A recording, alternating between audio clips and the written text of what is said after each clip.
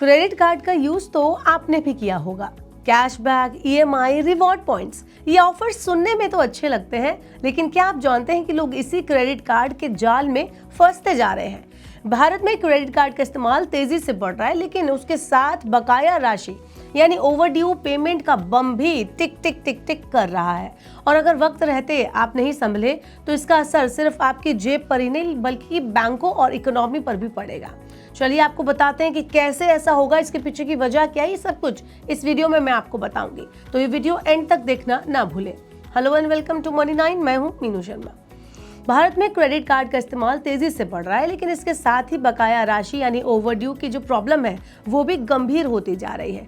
पिछले एक साल में 90 से लेकर 360 दिनों के ओवरड्यूज वाले कैटेगरी के बकाया राशि में 44% से ज्यादा की बढ़ोतरी हुई, जो मार्च 2025 तक 33,886.5 करोड़ रुपए तक पहुंच गया। ये आंकड़ा वित्त वर्ष 2024 मार्च के 23,475.6 करोड़ रुपए से काफी ज्यादा है। चलिए जानते हैं कि ओवरड्यूज में इतना इजाफा जो हो रहा है वो आखिर उसके आंकड़े क्या है, कितना इजाफा है ये। तो 91 से 180 दिनों की कैटेगरी में बकाया राशि 29,983.6 करोड़ रुपए तक पहुंच गई, जो पिछले साल के 20,872.6 करोड़ रुपए से काफी ज्यादा है। 181 से 360 दिनों का जो बकाया राशि का जो रेशियो जो कैटेगरी है उसमें 1.1% की वृद्धि हुई है, जो कि 2024 में 0.8% थी। कैटेगरी वाइज ओवरड्यू में बढ़ोतरी की अगर हम बात करें तो 91 से 80 दिन के ओवरड्यूज जो कैटेगरी है उसके अंदर मार्च 2023 में 15,717.5 करोड़ रुपए का ओवरड्यू दिखा रहा है, जो कि 6.6% बना।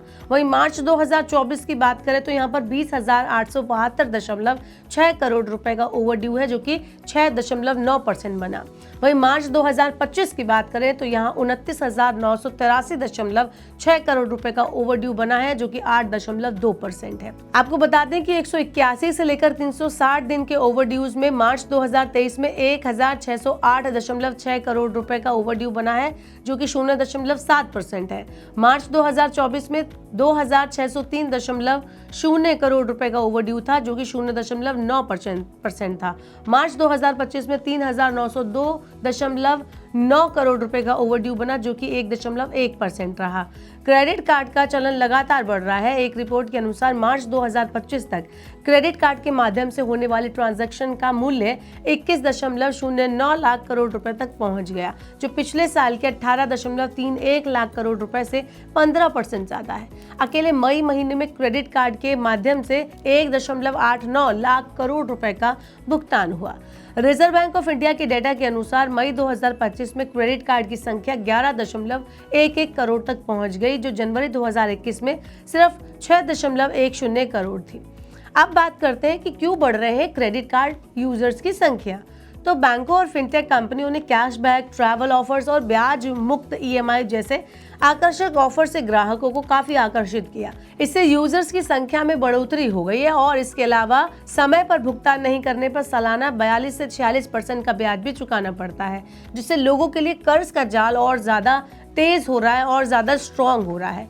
अब बात करते हैं कि इसका असर क्या हो सकता है। तो ये सिचुएशन ना केवल ग्राहकों के लिए खतरनाक है बल्कि बैंकों और एनबीएफसीज के लिए भी चुनौती पैदा कर सकती है। डिफॉल्ट और ओवरड्यूज होने की सिचुएशन में बैंक या अन्य वित्तीय संस्थान के बैलेंस शीट पर बुरा असर पड़ेगा। इससे फाइनेंशियल इंस्टीट्यूशंस काफी ज्यादा कर्ज देने की शर्तों को कठोर कर सकते हैं। आरबीआई ने 2023 में ही क्रेडिट कार्ड बकाया पर जोखिम भार बढ़ा दिया है। बात करते हैं क्रेडिट कार्ड का जो मैकेनिज्म है, ये काम कैसे करता है, क्या है ये। तो क्रेडिट कार्ड एक प्रकार का उधार यानी कि लोन कार्ड होता है, जिससे आप बिना नकद भुगतान के खरीदारी कर सकते हैं। बैंक या कार्ड जारी करने वाली कंपनी आपको एक क्रेडिट लिमिट देती है, जिसके अंदर आप खर्च कर सकते हैं। जैसे ये लिमिट 1 लाख हो जाती है, इसका अर्थ यह है कि आप 1 महीने में क्रेडिट कार्ड के माध्यम से 1 लाख रुपए तक ट्रांजैक्शन कर सकते हैं। अब ये काम कैसे करता है, तो जब आप क्रेडिट कार्ड से भुगतान करते हैं तो बैंक आपकी तरफ से पैसे चुकाता है। हर महीने के एंड में बैंक आपको एक बिल भेजता है, जिससे आपके द्वारा किए गए सभी खर्चे बताए गए होते हैं उस बिल के अंदर। आपको बिल ड्यू डेट तक पूरी रकम के लिए चुकाना होता है। अगर आप पूरा भुगतान नहीं करते हैं तो भारी ब्याज सालाना 42 से 40% तक आप पर लगता है। ग्राहक इसी ड्यू डेट के बाद भी भुगतान नहीं कर पा रहे हैं, जिसकी वजह से ओवरड्यूज की संख्या में बढ़ोतरी हो रही है। तो क्रेडिट कार्ड का यूज आपको सोच समझ कर करना चाहिए। ऑफर और कैशबैक के चक्कर में कर्ज के दलदल में ना फंसे। टाइम पर बिल चुकाना बहुत जरूरी है, वरना ये छोटी सी प्लास्टिक कार्ड आपके फाइनेंशियल हेल्थ को बर्बाद कर सकती है। बैंक और आरबीआई भी इसी खतरे को पहचान चुके हैं। सवाल है, क्या आप जागरूक हैं? ऐसी ही जरूरी फाइनेंशियल खबरों के लिए जुड़े रहिए मनी9 के साथ और सब्सक्राइब करें मनी9 का यूट्यूब चैनल। ग्लोबल संकेतों के दम पर कैसे खुलेंगे हमारे बाजार? क्या कह रही हैं खबरें और ब्रोकरेज रिपोर्ट्स? किन शेयरों में बनेगा पैसा? बाजार खुलने के बाद क्या खरीदें? किन शेयरों को करें पोर्टफोलियो से बाहर? कैसा रहा बाजार का दिन भर का कारोबार? कैसे तैयार करें कल के बाजार की स्ट्रैटेजी? इन सब सवालों के जवाब जानिए मेरे साथ ओपनिंग बज और क्लोजिंग बज में, इन वक्त पर सिर्फ मनी9।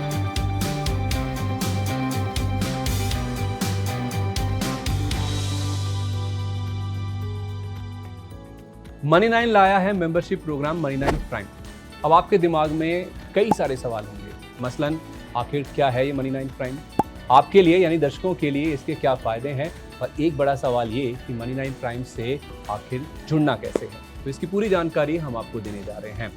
मनी9 प्राइम में 3 प्लान होंगे, इकोनॉमी, स्टैंडर्ड और वीआईपी। तो फटाफट ज्वाइन कीजिए यूट्यूब पर मनी9 प्राइम। ज्वाइन करने के लिए मनी9 के यूट्यूब पेज पर जाइए, होम पेज पर मिलेगा ज्वाइन बटन, इसे क्लिक करें, अपनी पसंद का प्लान चुनें और बस हो गया, अब आप रहेंगे सबसे आगे।